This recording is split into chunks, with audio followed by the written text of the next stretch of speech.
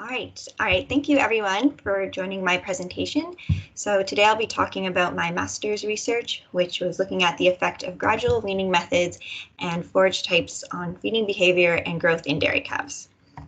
So there has been a recent shift in the industry in feeding calves higher allowances of milk as it improves growth and is linked to future productivity later in life.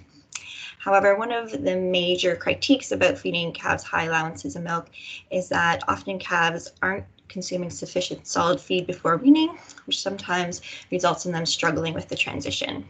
So there's a need to look at different types of gradual weaning methods and how to best wean calves off milk. Furthermore, there seems to be little agreement on what forage is to feed to calves at this age, and also there's little known about how forages impact the weaning transition.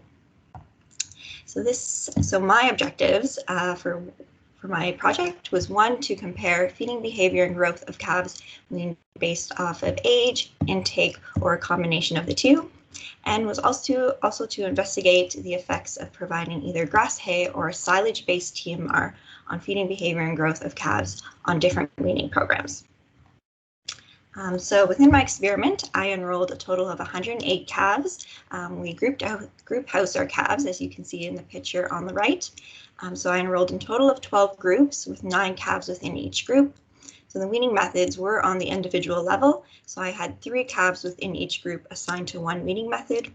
And the forage treatments were at the group level. So I had 6 groups that were given only hay and 6 groups only given TMR. And then we enrolled the calves at 2 days of age and followed them until 84 days of age, which is about 12 weeks. And so this is what our feeding system looks like. So we used automated feeders to record feed intakes. So we were able to collect the milk intake, starter intakes, as well as forage intakes. And so upon the entry into the group pen, calves were given 12 liters of milk all the way up till weaning started. And then they were also allowed ad libitum starter, forage, and water throughout the whole experiment. And then another variable that we were able to measure with the feeders was unrewarded visits at the milk feeders. So this is when a calf visits the feeder and doesn't receive any milk.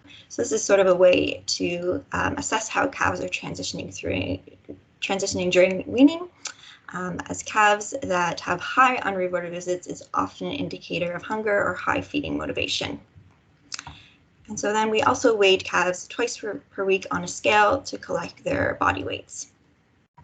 And so going over the forage treatments again, so we gave calves either a chopped grass hay or a silage-based TMR, which was actually the same TMR we feed to our lactating cows. And then going into the weaning treatments, so my first weaning treatment was based off age. So we chose age as sort of our control treatment, as this is the common criteria farmers use to wean their calves. So again, when calves were entered into the group pen, they were allowed 12 liters of milk up to the start of weaning, which was at day 31 of age. So here calves experienced initial reduction in milk, which was actually 25% of their average milk consumption the 5 days prior. And after this initial reduction, they were held at this milk allowance until day 62 of age, when they experienced a second reduction down to 70 days at weaning. So in total, I had 31 calves within this treatment. All calves weaned at 70 days and all had a weaning duration of 8 days. So my second treatment was based off of solid feed intake. So this included both starter and forage. So again, these calves experienced the same start as the aged calves. However, after the initial reduction, they had to meet 3 dry matter intake targets before milk was removed. And here calves could have a variable weaning age and variable weaning durations. So in total, I had 27 calves enrolled in this treatment. They had an average weaning age of about 56 days, which is about 9 weeks, and they had a weaning duration of 16 days. So my final treatment was sort of a combination of the two. So again, these calves experienced the same start as the other 2 treatments. However, after the initial reduction, they only had to meet 1 dry matter intake target. After they met that target, milk was linearly reduced until 70 days of age. So within this treatment, I had a total of 33 calves, and all calves weaned at 70 days. However, they had a variable weaning duration. So on average, the weaning duration was 28 days. Now, to be successful in my 2 intake treatments, calves did have to meet these dry matter intake targets. However, some calves did not meet these targets, and these calves were force weaned at 62 days and were fully weaned at 70 days. So basically, they became like the age treatment. And so in total, we had 10 calves that failed to meet these intake targets.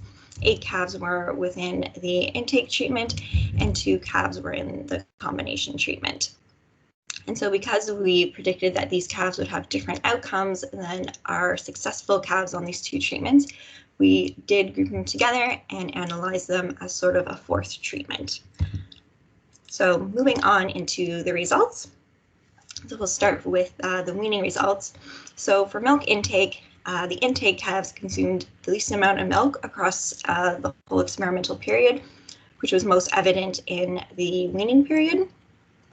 And then second was the combination calves, with the age and the failed calves consuming the most amount of milk. And this was reflected in their solid feed intake. So in total, intake calves consumed the most solid feed, followed by combination calves, then age calves, with the failed calves really consuming little solid feed until after 9 weeks of age. So overall, an inclusion of intake criterion decreased milk intake and increased solid feed intake for calves that were able to successfully wean off these treatments. And so those high feed intakes were reflected in their final body weight at 12 weeks, with intake calves and combination calves having the highest final body weight. Age calves did have a slightly reduced weight compared to these 2 treatments, weighing about 6 kilograms less. But probably the most shocking result was the failed calves, and they weighed about 20 kilograms less than the 3 treatments on average. So really, intake-based weaning did result in better growth for successfully weaned calves. However, calves that failed to meet these intake targets really struggled to achieve the same weight gain. And moving on to the unrewarded visits, surprisingly, the combination and the intake calves had the highest number of unrewarded visits throughout the whole experiment, this indicating that maybe they were experiencing more hunger throughout the weaning transition. And this is compared to the age calves and the failed calves. The one thing that is interesting to note is that even though the age and failed calves did have reduced unrewarded visits, around 10 weeks when milk was reduced, they did experience a peak in unrewarded visits.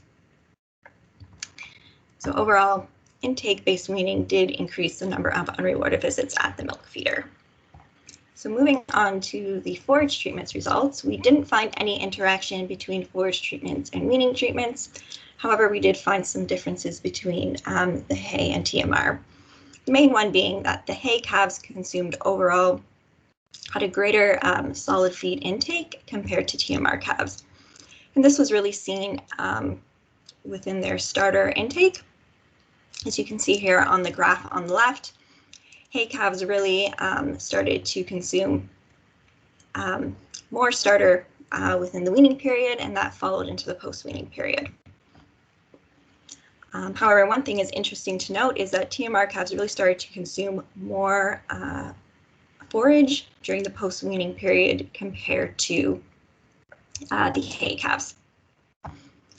However, the high feed intake in the hay calves did result in them having a higher final body weight after 12 weeks of age, with them weighing about 6 kilograms on average more than the TMR calves at the end of the 12 weeks. So overall, providing hay increased the total dry matter intake and improved growth in those calves that received it. So to go over my take-home messages again, including a intake criteria in the weaning method did improve solid feed intakes and growth in those calves.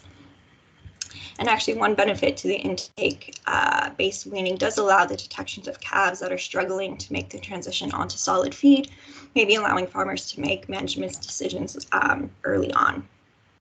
However, it is to note that the intake-based weaning did result in increased unrewarded visits at the milk feeder, indicating that these calves experienced more hunger. So future research is needed to see how to wean these calves based off intake. And overall, providing grass hay improved overall solid feed intake and growth compared to providing TMR.